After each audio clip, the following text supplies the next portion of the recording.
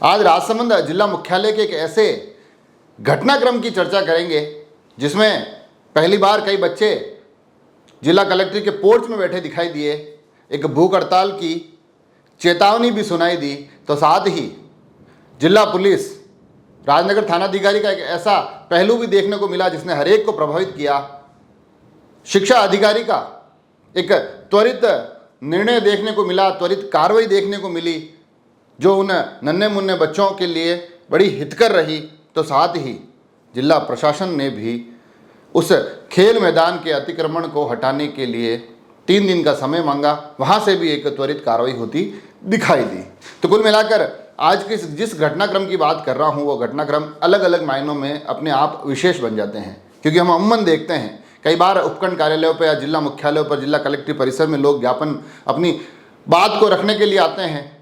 वहाँ ज्ञापन दिए जाते हैं। कई बार हो हल्ला, हंगामा, नारेबाजी, अलग अलग स्वरूप देखने को मिलते हैं इन तमाम प्रक्रियाओं के। मगर आज अचानक सुबह सुबह तकरीबन 10:30 बजे के आसपास होता कुछ यूँ है कि स्कूली यूनिफॉर्म में कई नन्हे मुन्ने बच्चे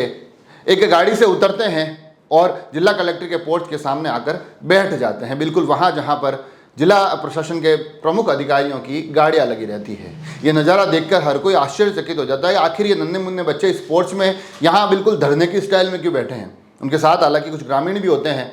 और जब विषय का पता किया जाता है तब जानकारी मिलती है कि राजसमंद जिला मुख्यालय से थोड़ी दूर पर स्थित वणई ग्राम पंचायत के गाँव उपला सादड़ा का ये मामला है। वहाँ का एक विद्यालय है जिसमें अतिक्रमण के आरोप हैं।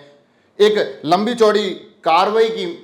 कवायद है जिसके माध्यम से उस अतिक्रमण को हटाने की कोशिश हो रही है, मगर नतीजा शून्य निकलता है। तो उसके बाद आज वो बच्चे वहाँ जिला कलेक्ट्रेट परिसर में आते हैं और उनके साथ आते हैं मांगीलाल गुर्जर, जो इस मुद्दे पर लगातार लंबे समय से मुखर होकर अपनी बात रख रहे हैं, इस अतिक्रमण को हटाने की कोशिश में लगे हुए हैं।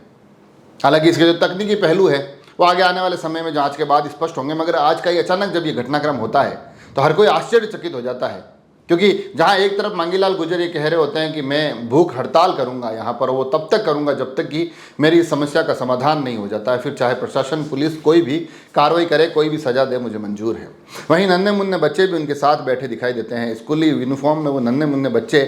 इस तरह से बैठे होते हैं, ये अमूमन होता नहीं है। तो आज अचानक के घटनाक्रम ने सभी का ध्यान खींचा। फिर जब वहाँ पुलिस आती है, जब पुलिस का अमला वहाँ पहुँचता है, राजनगर थानाधिकारी योगेश चौहान वहाँ आते हैं, तो तुरंत प्रभाव से पहली कोशिश ये करते हैं कि मांगीलाल गुर्जर और ग्रामीणों को इस बात के लिए मनाते हैं कि इन बच्चों को यहाँ ना बिठाया जाए। जो गर्मी का दौर चल रहा है, जिस प्रकार से नन्हे मुन्ने बच्चे अल सुबह यहाँ पहुँचे हैं,